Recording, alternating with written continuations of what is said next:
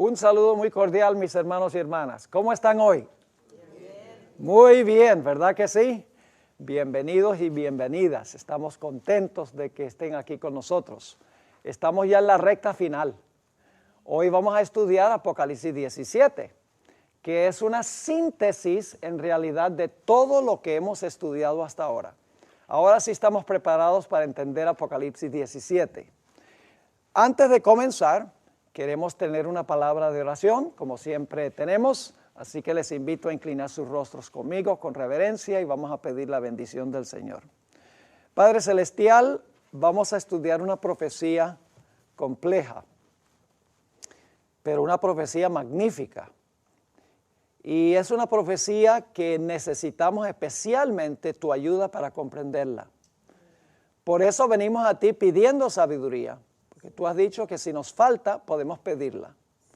Así que pedimos que estés presente con nosotros y que podamos comprender esta profecía, la relevancia que tiene para nosotros hoy en día, en estos últimos días de la historia. Gracias, Padre, por la promesa de tu presencia. Sabemos que estarás, porque te lo pedimos en el nombre precioso de tu Hijo, Cristo Jesús. Amén. Ayer introdujimos el tema cuando hablamos del hecho de que el libro de Apocalipsis habla en símbolos. Y si queremos entender un pasaje como Apocalipsis 17, necesitamos estudiar cada una de las partes individuales, cada uno de los símbolos. Y entonces cuando entendemos los símbolos, los juntamos para ver el cuadro total. Así que lo que vamos a hacer es analizar el simbolismo que encontramos en el capítulo 17. La visión que recibió Juan en Apocalipsis 17 le fue dada por uno de los ángeles que derramó una de las 7 postreras plagas. Vamos a leer eso en Apocalipsis 17 y el versículo 1. Dice allí en Apocalipsis 17:1, vino entonces uno de los 7 ángeles que tenían las 7 copas y habló conmigo diciéndome, ven acá y te mostraré la sentencia contra la gran ramera, la que está sentada sobre muchas aguas. Ahora, ustedes notan en este versículo que uno de los ángeles que derramó las plagas regresa para hablar con Juan. ¿Cuántos ángeles derramaron plagas en el capítulo 16, el capítulo anterior? 7. 7 ángeles derramaron plagas. Ahora la pregunta clave es, ¿cuál de los 7 volvió aquí para hablar con Juan? Porque dice que es uno de los 7, pero no dice cuál. Ahora queremos descubrir cuál es el ángel que regresa. Lo podemos saber por el contenido. Vamos a ver la respuesta a esta pregunta. ¿Cuál de los 7 ángeles que derramaron las copas en Apocalipsis 16 regresa en el capítulo 17 para hablar con Juan? Aquí está la respuesta. Juan vio a la ramera de Apocalipsis 17 sentada sobre muchas aguas. Y en su frente se hallaba escrito el nombre, ¿qué cosa? Misterio, Babilonia la Grande. Así que el nombre que tiene la ramera es ¿qué cosa? Babilonia, muy importante eso. Ahora también se nos dice que la gran ciudad reina sobre los reyes de la tierra.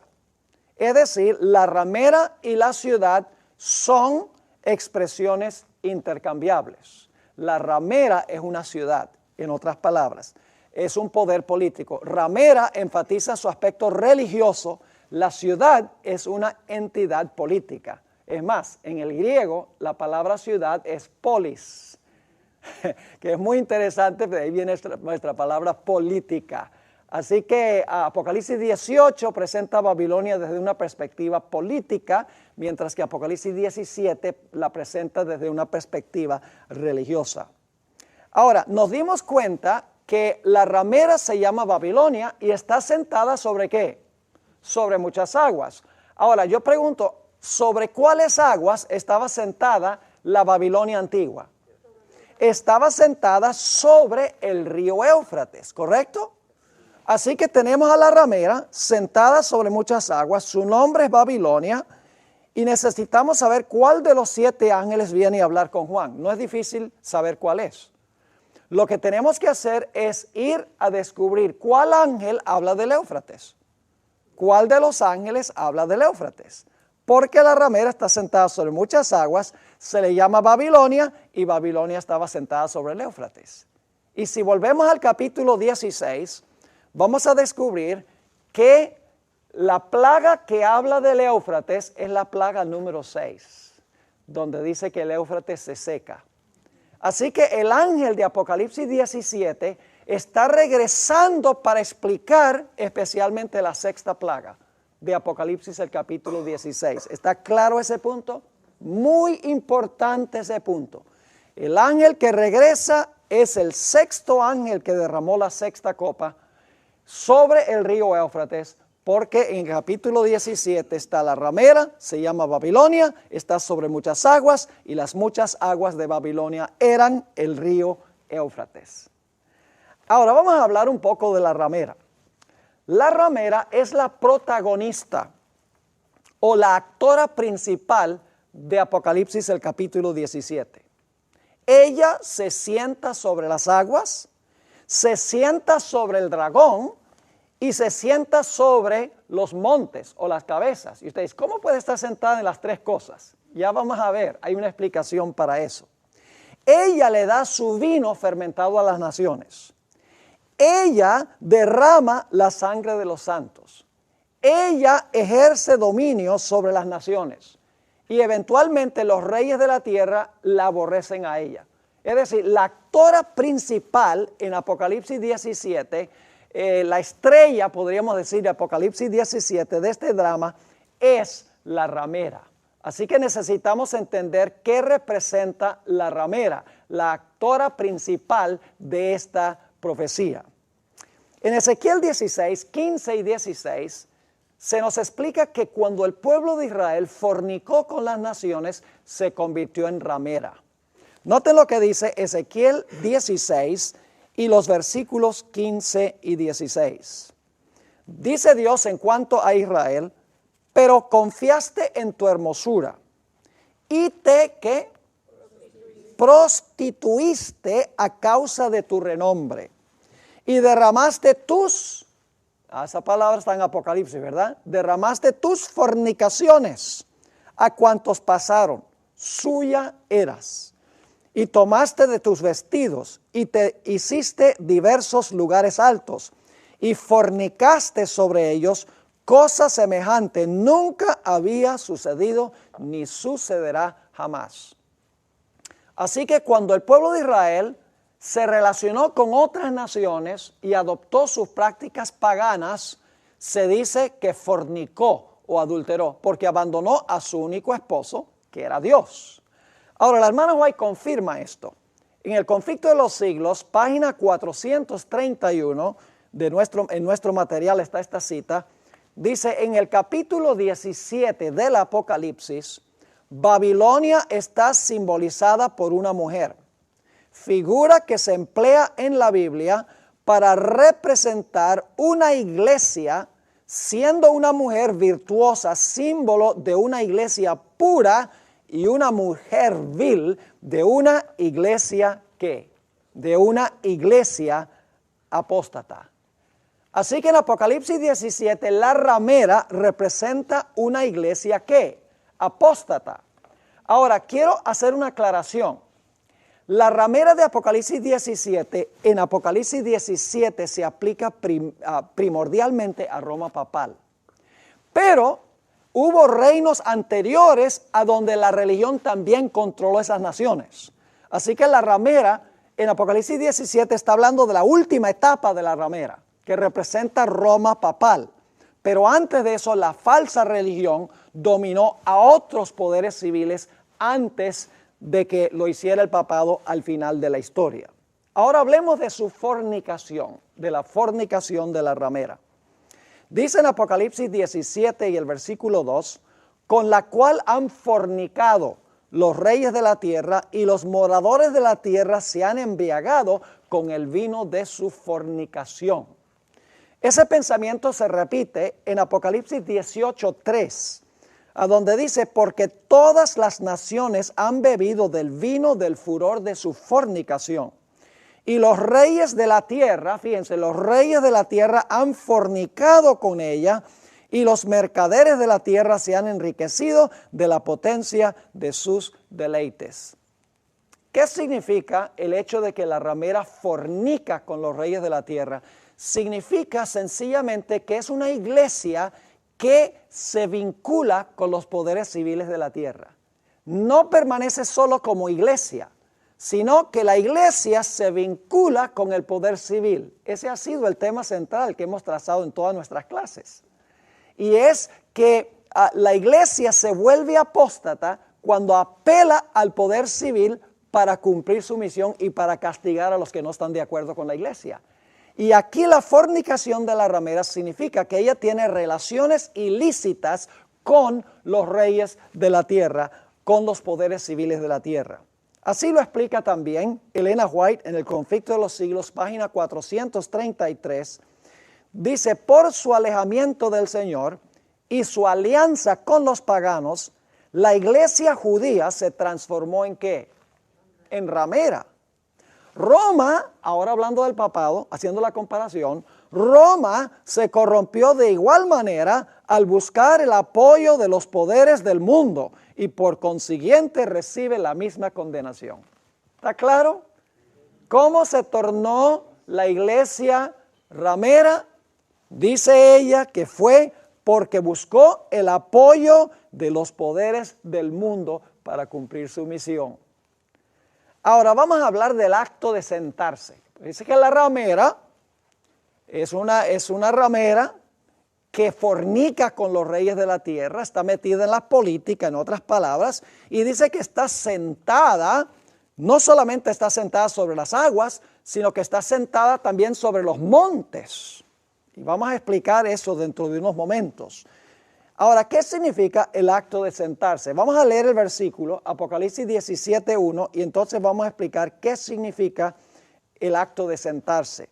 Dice, vino entonces uno de los 7 ángeles que tenía las 7 copas, y habló conmigo diciéndome, ven acá, y te mostraré la sentencia contra la gran ramera, la que está sentada sobre muchas aguas. Ahora, si ustedes leen con cuidado el capítulo 17, van a descubrir que la ramera está sentada sobre muchas aguas, está sentada sobre la bestia escarlata y está sentada sobre los 7 montes. Y claro, la pregunta inmediatamente es, ¿cómo puede estar sentada sobre esas 3 cosas? Sobre las aguas, sobre la bestia escarlata y sobre los 7 montes.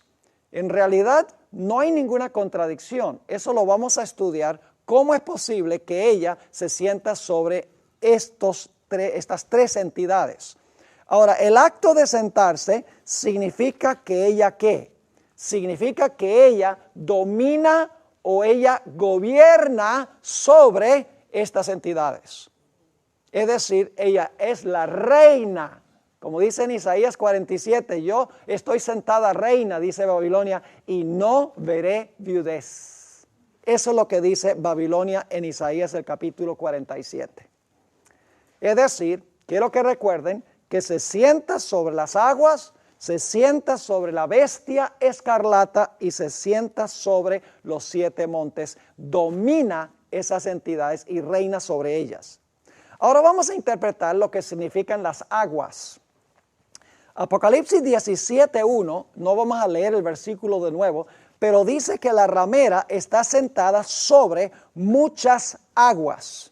Ahora la pregunta clave es, ¿qué representan las aguas? No hay que adivinar, porque la misma profecía nos interpreta lo que significan las aguas. Noten Apocalipsis 17 y el versículo 15, nos da la explicación de lo que representa este símbolo. Me dijo también, las aguas que has visto donde la ramera se sienta, ¿son qué cosa?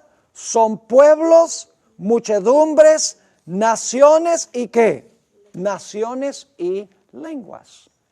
Es decir, las aguas sobre las cuales domina la ramera son muchedumbres, naciones, lenguas y pueblos. Ella gobierna sobre un sistema global, es lo que está diciendo. Ahora, quiero repasar muy brevemente lo que nosotros estudiamos en nuestro último tema aquí juntos.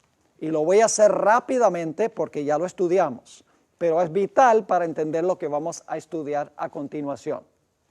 Ustedes recuerdan en Apocalipsis el capítulo 12, que dice que el dragón echó de su boca agua como un río para tratar de ahogar a la mujer. ¿Y eso sucedió por cuánto tiempo? 1260 años. Hacia el final de ese periodo, ¿qué sucedió con las aguas? Las aguas se secaron y cesó la persecución. Pero dice Apocalipsis 12:17 que el dragón va a perseguir de nuevo, porque dice, entonces el dragón se airó contra la mujer y se fue a hacer guerra contra el remanente de la simiente de ella. ¿Van a fluir las aguas de nuevo de la boca del dragón según Apocalipsis 12:17? Claro que sí. Luego estudiamos Apocalipsis 13.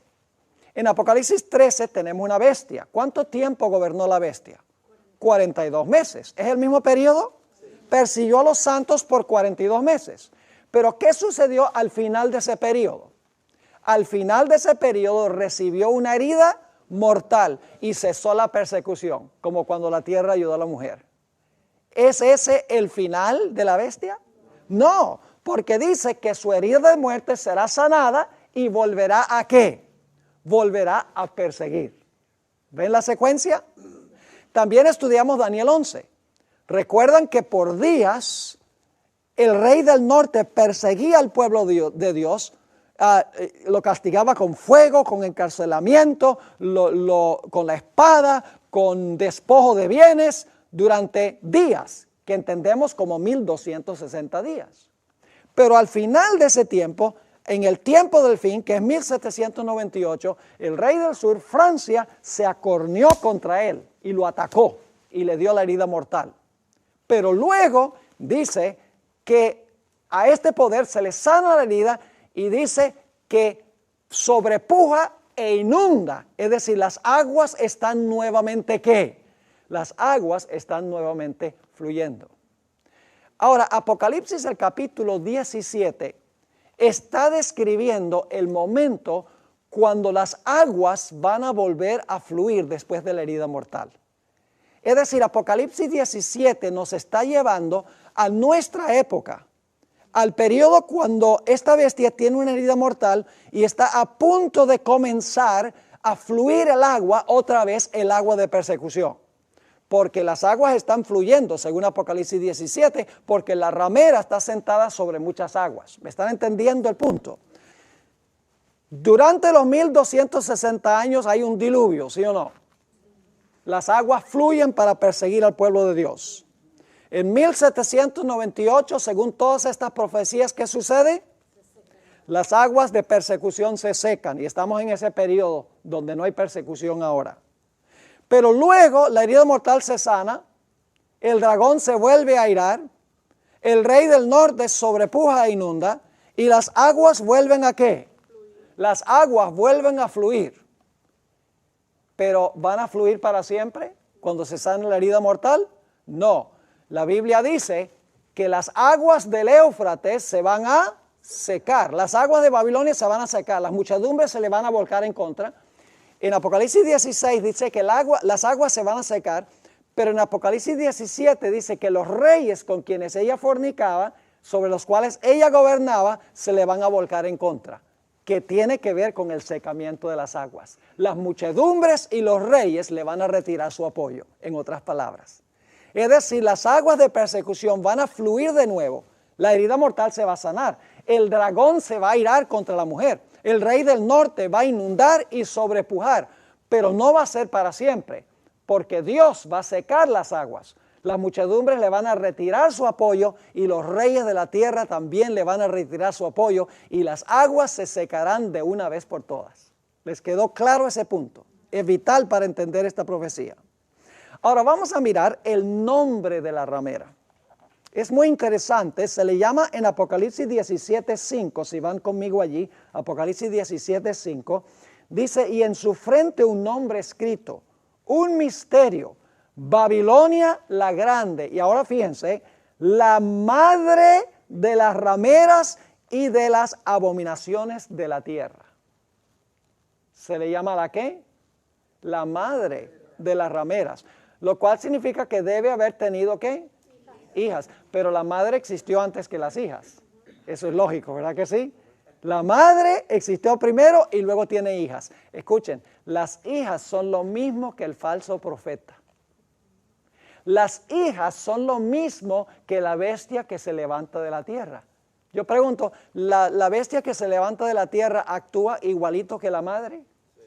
¿Sí o no? ¿Hace todo para honrar la madre, sí o no? Todo lo hace para honrar la madre. Y esto me hace recordar, y esto es un tema ya para una hora completa, pero me hace recordar la experiencia de Juan el Bautista. ¿Saben que en el Nuevo Testamento a Juan el Bautista se le llama Elías? 3 veces en los evangelios Jesús dice que Juan el Bautista es Elías, no en persona, sino que vino en el espíritu y el poder de Elías.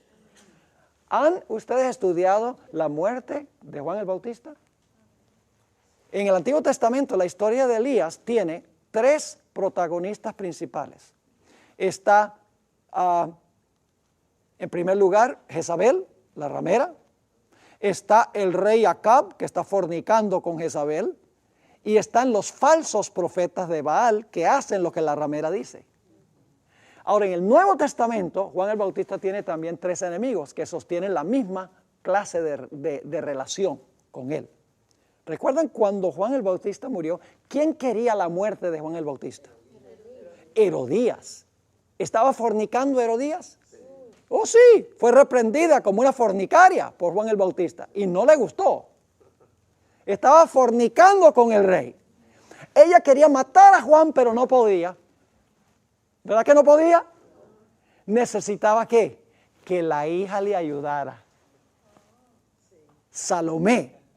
Y entonces le dijo a la hija, mira, la imagen de la madre, sanguinaria igual que la madre. Porque le dice a la hija, mira, pide en un plato la cabeza de Juan el Bautista. Y la hija hace lo que dice la madre. Esa es la relación que va a sostener el protestantismo con la iglesia romana. Es una ilustración de lo que va a suceder. Y claro, tendríamos que tomar 1 hora nada más para estudiar la historia de Elías, otra hora para estudiar la historia de Juan el Bautista, otra hora para el Elías que fue en exilio durante los 1260 años y otra hora para el Elías de los últimos días. Porque en realidad la historia de Elías está muy prevalente dentro del libro de Daniel y del libro de Apocalipsis, pero no disponemos del tiempo para eso. Así que las hijas representan ¿qué cosa? Las sectas protestantes que hacen lo que dice la madre. Yo pregunto a la bestia con cuernos de cordero, ¿hace lo que dice la mamá? Claro. Manda a todos a adorar ¿a quién? A la madre. Manda a todos que adoren la imagen de quién? De la madre. Que imponga la marca de quién? De la madre. Todo lo que hace lo hace en presencia de la madre, dice, es decir, el protestantismo apóstata que nació de la madre en el siglo XVI y nunca logró deshacerse de algunas de las prácticas y doctrinas erróneas, se han tornado también en rameras de la madre porque reflejan muchas de las mismas enseñanzas que tiene la madre. La sierva del Señor nos dice en el Conflicto de los Siglos, página 433, se dice que Babilonia es madre de las rameras. Sus hijas deben simbolizar las iglesias que se atienen a sus doctrinas y tradiciones y siguen su ejemplo, sacrificando la verdad y la aprobación de Dios para formar alianza ilícita con el mundo. Más claro no canta un gallo a las 3 de la mañana. Increíble, pero cierto. Ahora fíjense, la hija de Herodías era igual a la madre. Imagínense, la madre le dice, mira, pide en un plato la cabeza de Juan el Bautista. Oiga, si era una hija diferente que la mamá, dice, pero mamá, ¿cómo tú me mandas a decir eso? Pero cuando la mamá dice, pide la cabeza, ok mamá, como tú digas. Era igualita a la madre, sanguinaria. Un reflejo de la madre, una imagen de la madre. Era la hija. Ahora, quiero que vayamos a donde Elena G. de White claramente expresa lo que está trazando la profecía de Apocalipsis, el capítulo 17. Clarísimo. Escuchen lo que dice. En el capítulo 17 de Apocalipsis se predice la destrucción de todas las iglesias. Cuando dice las iglesias, está hablando de las iglesias protestantes. Lo vamos a ver en el contexto. En el capítulo 17 de Apocalipsis se predice la destrucción de todas las iglesias que se corrompen mediante la devoción idólatra al servicio del papado, las cuales beben el vino de la ira de su fornicación. ¿Qué hacen las iglesias? ¿Beben qué cosa? El vino que le da ¿quién? Que le da la ramera. ¿Y qué pasa cuando se beben el vino? Se emborrachan. Y un borracho no puede pensar claramente. Por eso cuando usted estudia el sábado con alguien y presenta todos los argumentos bíblicos, dice, no, yo no entiendo, el domingo, hay que guardar el domingo en honor a la resurrección. Y uno le puede mostrar toda la evidencia bíblica y muchas veces no aceptan porque están borrachos. Entonces hay que esperar que estén sobrios para que entonces puedan razonar y decir, sí, la Biblia dice claramente que es el sábado, para entonces guardar el día que la Biblia dice que debemos guardar. Sigue diciendo la sierva del Señor. Así se representa al poder ¿qué? Papal. Entonces, ¿qué representa la ramera según Elena White? El papado. Dice, así se representa el poder papal, que con todo engaño de iniquidad, por medio de una atracción superficial y un despliegue fastuoso, porque mire, uno ve la Iglesia Católica, es una cosa que impresiona los sentidos. La música y el espectáculo extraordinario. Yo recuerdo cuando murió Juan Pablo II, ¡wow! La música y los colores y la ropa y el oro y la plata y todo eso, deslumbrante. Una vez la hermana White visitó la Catedral de Milán. Y yo tuve el privilegio de estar el año pasado allá en Milán. Y una de las cosas que quería ver era la Catedral de Milán. La hermana White tiene solo una cita donde ella escribió en cuanto a su visita a la Catedral de Milán. Al principio de la cita ella describe cuán impresionada estaba con la arquitectura porque tomó centenares de años construir esa catedral. Es una obra pero maestra. Yo mismo me quedé pasmado. Pero al final de la cita la hermana White dice, al fin y al cabo solo era un montón de extravagancia. Pero impresiona los sentidos. La gente se impresiona por lo que es grande, majestuoso, magnífico y no por la simplicidad de la verdad. Por eso a la gente le gusta mucho a los milagreros que hablan de prosperidad y hacen milagros y matan a la gente en el espíritu y ruedan en los pasillos y hablan en lenguas y se ríen en el espíritu. La gente le encanta lo espectacular. Pero cuando uno les presenta la fría verdad, entonces dicen, no, eso no tiene emoción, eso no es interesante. Pero Dios quiere que nosotros recibamos la verdad y que la verdad penetre a nuestro corazón. Sigue diciendo, así se presenta el poder papal que con todo engaño de iniquidad, por medio de una atracción superficial y un despliegue fastuoso, engaña a las naciones, prometiéndoles, como Satanás a nuestros primeros padres, todo bien a los que reciban su marca y todo daño a los que se oponen a sus falacias. Porque al final esta iglesia va a decir, si tú recibes mi marca, vas a poder comprar y vender y vas a sobrevivir. Pero si tú no recibes mi marca, no vas a poder comprar ni vender y te vamos a matar. Entonces aparentemente dicen, no, yo recibo la marca para que no me maten. Pero yo prefiero que me maten ahora y vivir después que vivir ahora y morir después. Ahora, fíjense lo que sigue diciendo. El poder que tiene la más profunda corrupción interior hará el mayor despliegue. ¿Captaron lo que está diciendo? Mientras más grande la corrupción interior, mayor el despliegue externo. Y eso lo ve también uno a nivel individual. Especialmente cómo se adornan las mujeres. no vamos ahí. Sigue diciendo, el poder que tiene la más profunda corrupción interior hará el mayor despliegue y se vestirá con las más esmeradas señales de poder.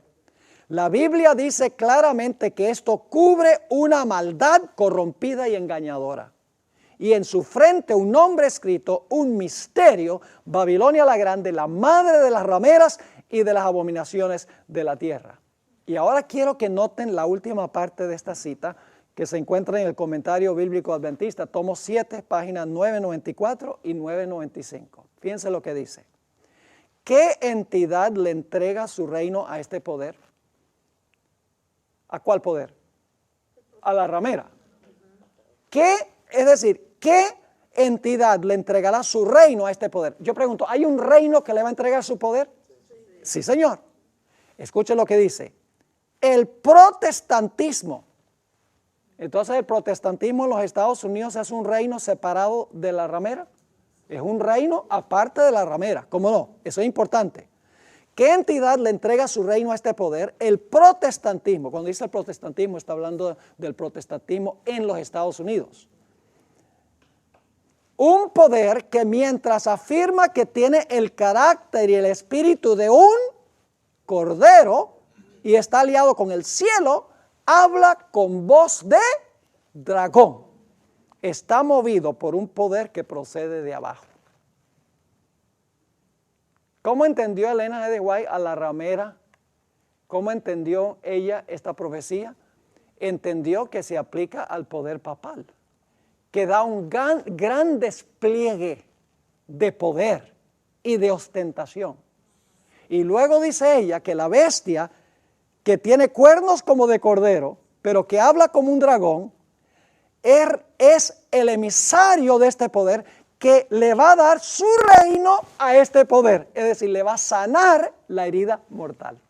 ¿Les quedó claro? Ahora, hablemos de otros símbolos que tenemos. Nombres de blasfemia. Dice que la ramera tiene nombres de blasfemia. Ahora, ¿qué es blasfemia según las profecías? Blasfemia significa dos cosas. Es cuando un individuo profesa ser Dios en la tierra y cuando un sistema profesa tener poder para perdonar pecados. Ahora yo pregunto, ¿cuál es la única iglesia en el mundo que profesa tener el representante o el vicario de Cristo en la tierra? La iglesia romana. ¿Y cuál es la única iglesia en el mundo que dice que tiene poder para perdonar pecados? La iglesia romana. Otra característica que demuestra que esto está hablando de la iglesia romana. La vestimenta de la ramera también nos dice que representa la ramera. Dice Apocalipsis el capítulo 17 y el versículo 4, vamos a leerlo. Y la mujer estaba vestida de púrpura y escarlata. ¿Cuáles son los colores predominantes de esta iglesia? Púrpura y escarlata. ¿Ustedes no vieron el funeral de Juan Pablo II?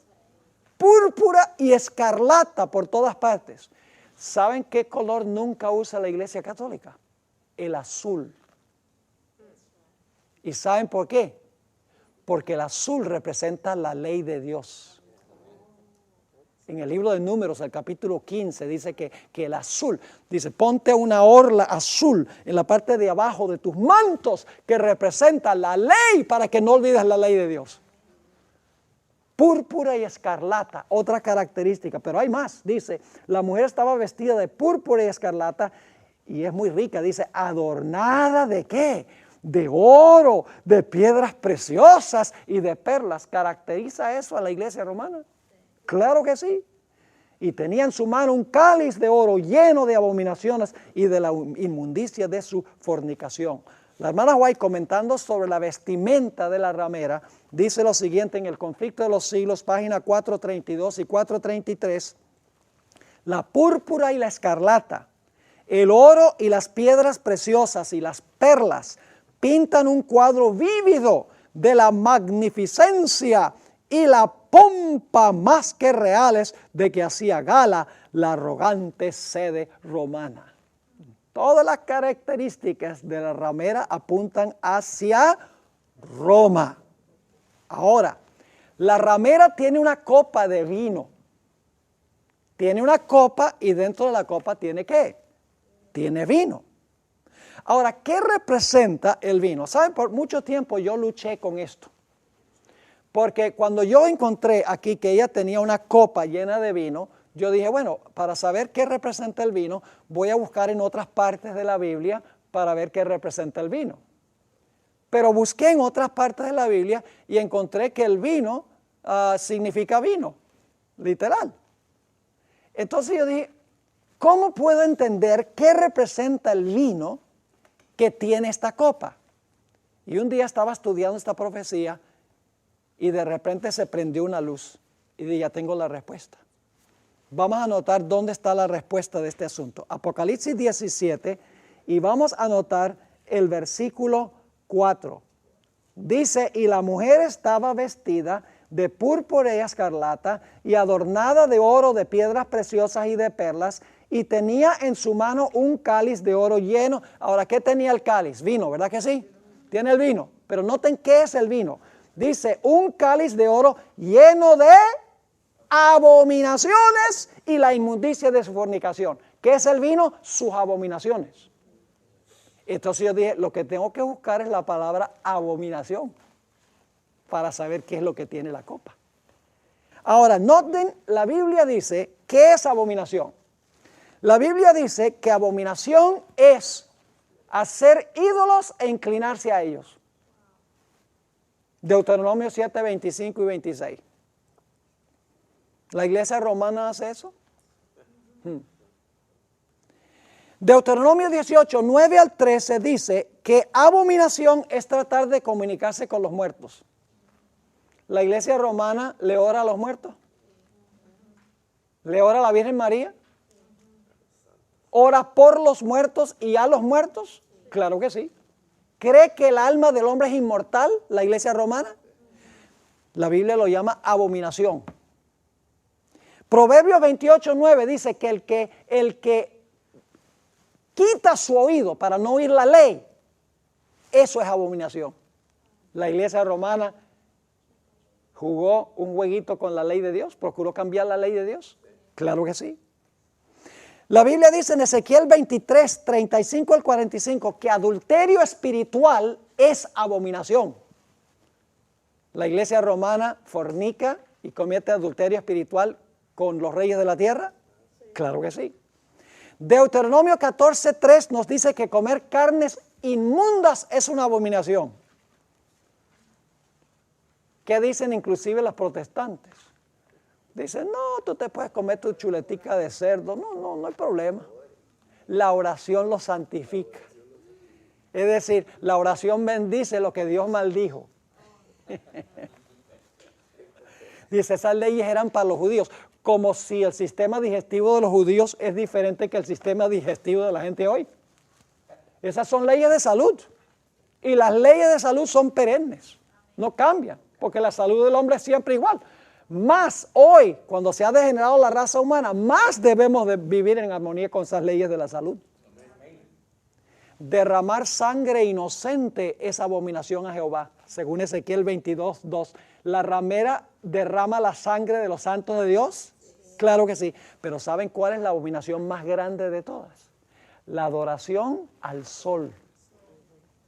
En Ezequiel el capítulo 8, Dios le muestra, se conoce como el capítulo de las abominaciones. Dios le muestra a Ezequiel una abominación que se está cometiendo entre el pueblo de Dios, no los paganos, en Jerusalén, en el templo de Dios. Y Ezequiel dice, ay Señor, qué terrible esa abominación. Dios dice, eso no es nada, te voy a mostrar algo peor que eso. Entonces Dios le muestra otra abominación. Y Ezequiel dice, pero Señor, terrible. Dios dice, eso no es nada, te voy a mostrar una abominación peor que esa. Y lo que culmina la lista, la peor de todas las abominaciones, es que los varones ancianos, 25 de ellos, tenían su espalda al templo del Señor y tenían el rostro hacia el oriente y estaban adorando al sol. La mayor abominación, la que culmina toda la lista, la adoración al sol. Y usted dice, pero la iglesia católica no adora al sol. ¿Saben una cosa que a mí me impresionó cuando yo hice un tour del Vaticano y del Museo del Vaticano? Es la cantidad de soles que hay por todas partes. Copas con soles, pinturas con soles, capillas con soles, soles, soles, soles, pero por todas partes soles. Ahora, si usted le dice a un católico que adora el sol, ellos dicen, no, pero adoran en el día del sol. Y usted dice, pero no es igual adorar el sol que adorar en el día del sol. Y yo digo que es igual, en principio. Déjenme explicar por qué. Déjenme preguntarles, ¿quién creó el sol? Dios. ¿Lo creó para la adoración? Entonces, ¿qué pasa si usted lo convierte en un objeto de adoración? Eso es idolatría. Ahora pregunto, ¿quién creó el primer día de la semana? Dios. ¿Lo creó para la adoración? No, es un día de trabajo. Entonces, ¿qué pasa si usted lo convierte en un día de adoración? Igual es idolatría. No importa si es un objeto o si es un día. Lo que usted hace para la adoración, que Dios no hizo para la adoración, es idolatría. ¿Están conmigo? Al final de la historia, el diablo es demasiado inteligente. Él sabe que la gente en un mundo civilizado no se va a inclinar para adorar el orbe celestial.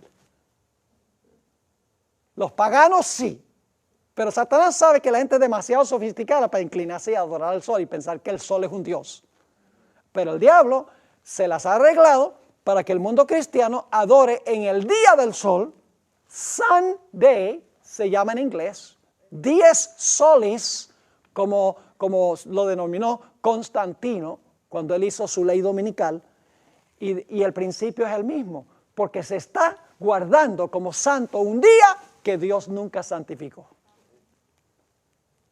Así que yo pregunto, ¿la iglesia romana tiene todas esas abominaciones en su copa? Oh, ya. Ahora, les leo una cita de la hermana White. La viejita sabía todo esto. Y ustedes notan que vamos a la Biblia, a Elena White. Luego Elena White, la Biblia. Nunca nos quedamos con Elena White. Ella amplía y explica, pero siempre vamos a la Biblia primero. Pero ella nos ayuda porque ella explica y amplía de una forma clara lo que la Biblia ya contiene. Testimonios para los ministros, página 59. Las denominaciones religiosas caídas son Babilonia. Babilonia ha estado promoviendo doctrinas venenosas. El vino del error. ¿Qué representa el vino? El error, exactamente, doctrinas falsas. Sigue diciendo, este vino de error se compone de falsas doctrinas, tales como la inmortalidad natural del alma, el tormento eterno de los malos, la negación de la preexistencia de Cristo antes de su nacimiento en Belén, que muchos teólogos católicos hoy niegan eso, y el defender y exaltar el primer día de la semana por encima del día santo de Dios. Estos errores y otros similares, fíjese, solamente una muestra, la que ella está mencionando. Dice, estos errores y otros similares son presentados al mundo por las diversas iglesias. Y así se cumple el pasaje que dice, porque todas las gentes han bebido del vino del furor de su fornicación. ¿Y por qué se llama el vino del furor? Escuchen bien. Dice, un furor es lo que producen falsas doctrinas. Y cuando los reyes y presidentes, ¿a quién es que les da el vino? ¿La ramera? Se lo da a los reyes y presidentes para que ellos no puedan pensar claramente y puedan hacer lo que ella dice. Dice, un furor es lo que producen falsas doctrinas, y cuando los reyes y presidentes beben de este vino, del furor de su fornicación, resultan movidos por la ira contra aquellos que no estarán de acuerdo con las herejías falsas y satánicas que exaltan el descanso espurio e inducen a los hombres a pisotear el monumento conmemorativo de Dios. Porque los reyes y presidentes beben el vino de este sistema, están borrachos y por lo tanto se llenan de ira contra los que no hacen lo que este sistema dice. ¿Está claro? Hermanos y hermanas, por eso empezamos con Daniel 2, con la mezcla de hierro y el barro. Esa es la profecía fundamental. Todas las otras profecías demuestran que lo más terrible es unir la iglesia con el Estado. Por eso nuestros gobernantes en Estados Unidos necesitan escuchar esta serie. Para que no cometan el error, y hablo en serio, para que no cometan el error de permitir que la iglesia les dicte lo que deben hacer. Porque si lo permiten, algún día se le van a volcar en contra. Y no solamente se le van a volcar en contra, sino que van a estar perdidos. Y Dios quiere que los gobernantes sean salvos en su reino. Ahora vamos a encontrar más adelante que en el momento de la sexta plaga, las muchedumbres que se han bebido el vino y los reyes que se han bebido el vino, de repente van a quedar bien sobrios. Y las aguas sobre las cuales se sienta la ramera se le van a secar. Se van a despertar de su letargo. Y los reyes de la tierra que fornicaron con ella y que gozaron con ella, se van a despertar y van a decir, oh ramera, te aborrecemos. Y van a volcarse en contra de ella. Se les secan las aguas, las muchedumbres se le vuelcan en contra y los reyes de la tierra se le van a volcar en contra cuando se despierten de su borrachera. Y les digo una cosa, que cuando se despierten el guayabo va a ser grande. Yo no sé si ustedes usan esa palabra guayabo, pero es una palabra que usan en Colombia y Venezuela para describir una persona que está saliendo de la borrachera por la mañana, tiene dolor de cabeza terrible. El dolor de cabeza cuando se despierten va a ser bien grande. Ahora, la hermana White dice, ¿quién tiene la culpa de que el mundo se beba el vino? En los días de Cristo, ¿quiénes eran los primordiales culpables? Los líderes espirituales. ¿Y en la Edad Media? También. ¿Y hoy? Noten esta cita, Conflicto de los Siglos 4:39 y 4:40. Cuando se levantan maestros verdaderos para explicar la palabra de Dios, levántanse también hombres de saber, ministros que profesan comprender las Santas Escrituras para denunciar la sana doctrina como si fuera herejía, alejando así a los que buscan la verdad. Si el mundo no estuviese fatalmente embriagado con el vino de Babilonia, multitudes se convencerían y se convertirían por medio del conocimiento de las verdades claras y penetrantes de la palabra de Dios. Pero la fe religiosa aparece tan confusa y discordante que el pueblo no sabe qué creer ni qué aceptar como verdad. La iglesia es responsable del pecado de impenitencia del mundo. Se levantan ministros para decir que los que enseñan la verdad están enseñando herejía. Gracias a Dios vamos bien de tiempo. En todo este panorama, donde tenemos a la ramera, tenemos a las hijas de la ramera, tenemos a los reyes de la tierra, es una triple alianza, una trilogía apóstata. La iglesia romana, el protestantismo apóstata y los reyes de la tierra. Esa es la coalición, dominando a las muchedumbres. Pero en medio del mundo Dios tiene un pueblo fiel. Un remanente pequeño, pero fiel. Se le denomina de diferentes formas, como ustedes pueden ver aquí en este material. En Apocalipsis 12, el versículo 13 y el versículo 15 se le llama la mujer. La mujer pura, vestida del sol con la luna debajo de sus pies, con una corona de 12 estrellas. Es decir, se le presenta a los fieles de Dios como una mujer pura, en contraste con la ramera. En Apocalipsis 12, 17 se le describe como el remanente de la simiente de ella, contra los cuales está enojado el dragón. En Apocalipsis 13, 7 se le llama los santos del Altísimo. Y en Apocalipsis 17, 6 se le llama los santos y los mártires de Jesús.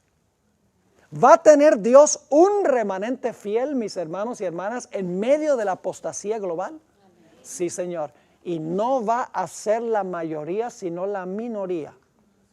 Porque la mayoría nunca ha estado con Dios. ¿Cuántos en los días de Noé? 1.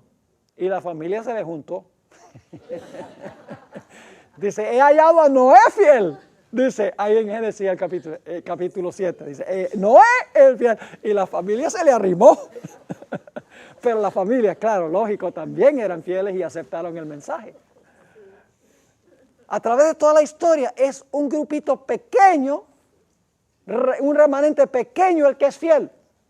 Pero al mundo le encantan las cosas grandes. Dice, ¿cuántos miembros tiene su iglesia? 20 millones. Mi iglesia tiene 1,000 millones. Como si el número fuera lo que determinara. No es el número, sino la fidelidad a la verdad de la palabra de Dios. Dice en el Conflicto de los Siglos, página 433. La potencia que por tantos siglos dominó con despotismo sobre los monarcas de la cristiandad es Roma. Y de ninguna otra potencia se podría decir con más propiedad que estaba embriagada de la sangre de los santos que de aquella iglesia que ha perseguido tan cruelmente a los discípulos de Cristo. Ahora hablemos del dragón con 7 cabezas. Y solo les voy a leer, porque nada más tenemos unos pocos minutos, solo les voy a leer una cita de J.N. Andrews. Considero yo que J.N. Andrews es el más grande erudito que ha tenido la Iglesia Adventista en su historia. Extraordinario. Y voy a leerles la cita que él da sobre las 3 bestias. Apocalipsis 12 tiene un dragón de 7 cabezas, ¿sí o no? Apocalipsis 13 tiene una bestia con 7 cabezas. Y Apocalipsis 17 tiene una bestia escarlata con 7 cabezas. Ahora, fíjese cómo él explica estas 3 bestias con 7 cabezas. Las 7 cabezas representan 7 clases de gobiernos civiles que reinan en sucesión. ¿Captaron eso? No. 7 clases de gobiernos civiles que reinan en sucesión, uno después de otro.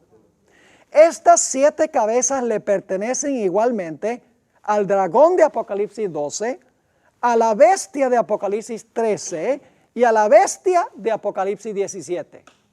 Esto demuestra con absoluta certeza que el dragón y estas 2 bestias representan el mismo poder, pero bajo diferentes cabezas.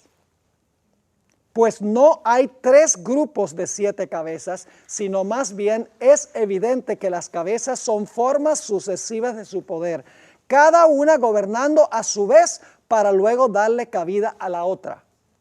Apocalipsis 17, 9 y 10 es la cita que él da. Ahora escuchen qué cronología da. El periodo de tiempo que abarca cada una parece ser el siguiente. El dragón antes de los 1260 años, el dragón que quería matar al niño, que sería Roma, ¿qué? Pagana. Luego dice, la bestia de Apocalipsis 13 durante ese periodo, durante los 1260 años. Y la bestia de Apocalipsis 17, desde que se le suministró la herida mortal y fue llevada cautiva al concluir ese periodo. ¿Está clara esa cita? Es decir, el dragón de Apocalipsis 12 representa el periodo de Roma imperial. La bestia de Apocalipsis 13 representa Roma papal en su primera etapa.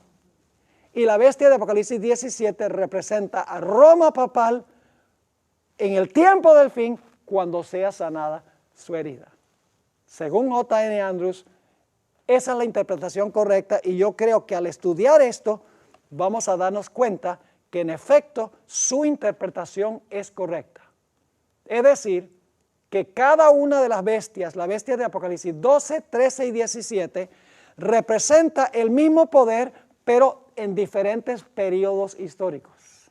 Roma, cuando quiso matar al niño; Roma, que persiguió durante los 1260 años; y Roma, como resucitará cuando se desane la herida mortal y fluyan las aguas de nuevo.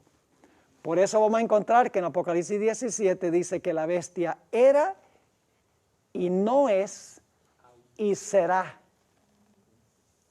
Interesante, era y no es y será.